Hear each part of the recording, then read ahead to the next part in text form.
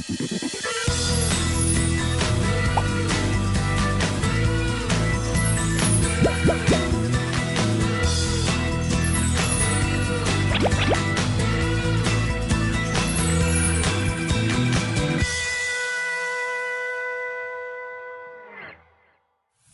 right, everyone, thanks again for joining us for another episode of Scissor Boy, and we're here with Lenny Ferri. Thank you so much for joining us. No problem, my pleasure. So what are we going to get into? What we're going to do today is, Fiona has actually been a client of mine for a little over 11 years, and what I've been doing with Fiona for the last decade is cutting, coloring her hair so that she can get up and do it the way that I do it. Very quick, very easy, and fun. And that's how I do hair. I do real hair for real people all the time. All right, well, Lenny, you've been talking, but I want to see what you can do. Okay, let me mix up some color and we'll get to it, okay? Okay. Now, like anything, conventional, unconventional, I can get my measuring cups, my measuring sticks, but I think that we're just gonna kind of play a little bit. We're gonna mix because as I'm getting older, I'm getting wiser, and I can see by the eye when I mix. And what we're gonna do is we're gonna pre-lighten those highlighted areas because we want it to be vibrant. So we can really lift them up to that. We want it to be about a level 10, and then we're going to warm them up with an intense gold to complement her copper. And that's pretty much it. Like I said, it's pretty basic, but it's fun. It's always fun.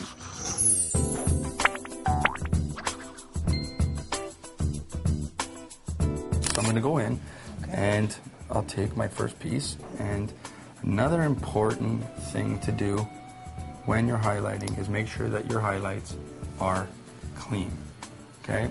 Now, like I said, we want to double up our packs. So I'm going to take the first section, okay, put it away, and I'm going to take the second section and I'm going to highlight. Now, a really good point to a lot of people doing color. Any junior stylists we have in the salon that start, the first thing that I'd like to emphasize is color does swell. So what a lot of people tend to do is they want to put their color right to the root. Yes. Well, what's going to happen is it's going to leave a bleeding or demarcation mark. So what I'd like to do is I'd like to go halfway to my fold and down.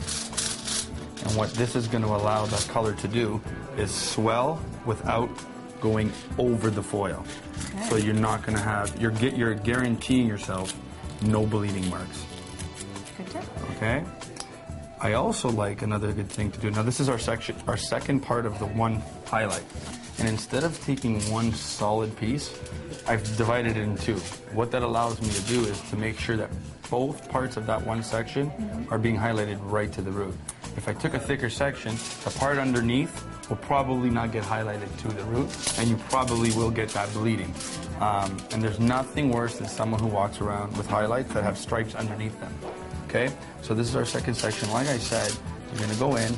You want to make sure you get enough product so the foil doesn't start moving. Right. And you only want to go halfway instead of past the foil. Very important. Color does swell with heat. You do not want to have the color swell past the foil line. A very important thing that I try to tell anybody doing creative coloring is you want to fold your highlights to the size of the section so you can visualize how big the foil is or that highlighted piece is. If I were to highlight a small piece and leave a foil that big, by the time I get to the front, I'm going to forget exactly what size that is. So we want to, it allows you to keep it uniform. That's the word, uniform. You want to keep it so that it's systematic. So this is not that big and this is not that small. I still want to keep some kind of symmetry, even though it's an unformed kind of highlight. Okay, unconventional but very thorough. Yeah, okay. Again, we're just going to kind of play with her hair.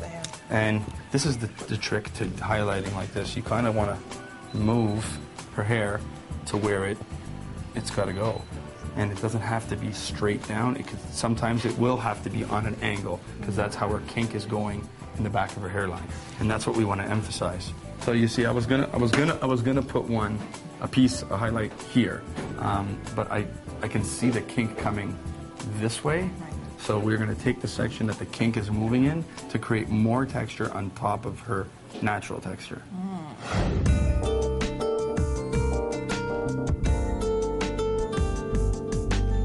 Now, another big thing that people forget about is they forget that less sometimes is more. You don't always have to, oh wow, I have a big gap there. That big gap's there on purpose so that her base color just foreshadows the highlight. If it becomes too many highlights, you are now conventionally highlighting her hair, like every other highlight that you do. Okay. So this is not what this is. See, my foil kind of ripped a bit from my roller here, but like I said, always have control of what you're doing. Even if the foil kind of ripped, you would never know now. I've just cleaned it up so that I can take my next piece and highlight. Now you can see, this is a good way to know that you're highlighting or coloring into the texture. If I bring it this way, she wants to jump right back. See, it jumps right back. It does. So we want to take that piece and we are going to highlight the second part of the section, and then our highlights are done. All right.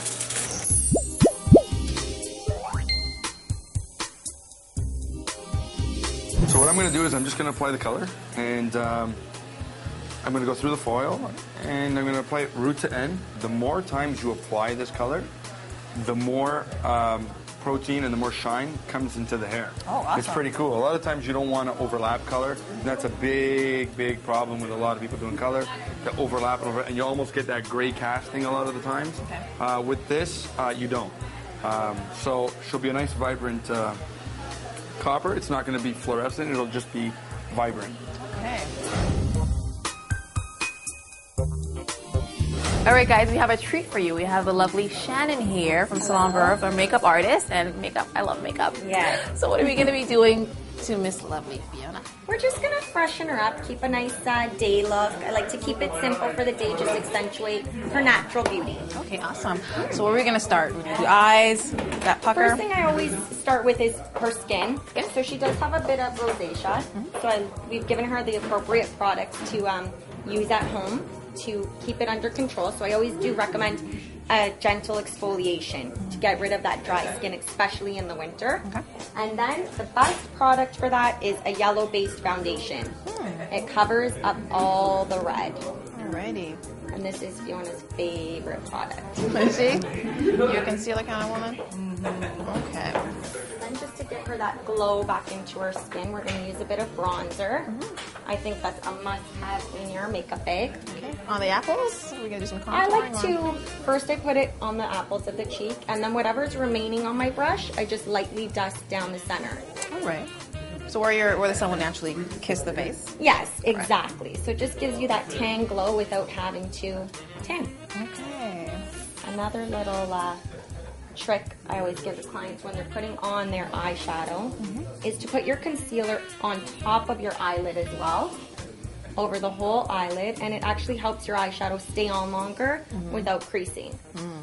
So before you apply the eyeshadow, just smooth out the creases in the concealer and then press the shadow into the lid with your brush. Okay. I like to accentuate her eyes. The eyes. She has nice hazel green eyes, so I like to make those pop a little bit. I always tend to go with a lighter, more natural lip. That's just me. Unless the client likes a dramatic lip, I usually go more natural Okay. for the day. Okay, Shannon, I love the way you're blending right now. That looks really awesome. Thanks. I like to just use circular motion just on the edge there, and it gives it more of a natural feel as opposed to swiping it across. That looks really, really good. But essentially, this is what we're here for, right? Where you come to a hair salon, you get your hair done, but everything has to match. Oh yeah, You know, you guys leave feeling amazing. Yeah. Fiona knows before I even say anything. Her hair is done and she pops right in my chair. I see why. I see why. And we love voluptuous lips, so please tell us how we can make those lips stand out without plastic surgery. I always say just pick a lip liner, not drastically darker than your lip. A little bit darker, and don't over draw your lip. No. Just draw it just right on the outer edge of your lip line, and then fill it in with a nice gloss just in the center and blend it out a bit on the ends, and that really plumps up your lip. Okay. And invest in a good lip plumper. Yes.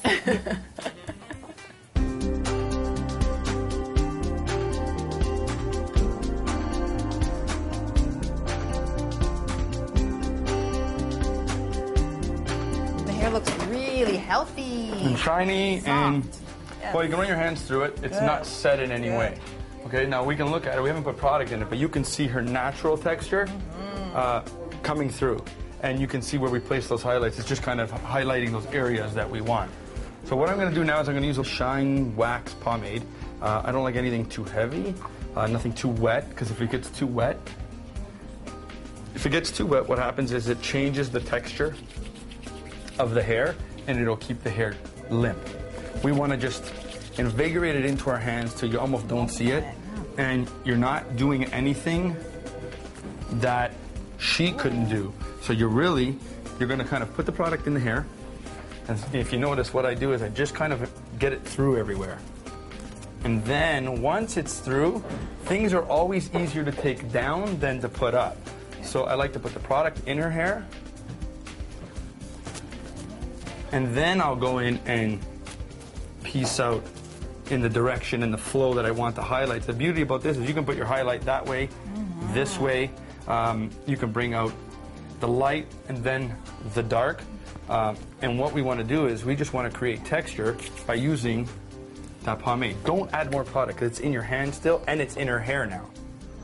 All right, so thank you so much, Lenny, for rocking Miss Fiona's Do. You look hot. My pleasure. I don't know where you're going, but I want to go too. So can you just work us through what you just did?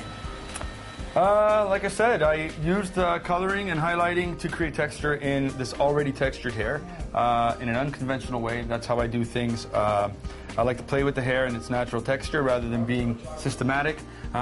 And we let everything flow. The colors are warm. They're complementary to each other. And she's ready to rock and roll. Like, I love it. I think it looks great on her. All right, everyone. So from the unconventional man and Miss Fiona, and of course me, thanks again for watching. Snip, snip.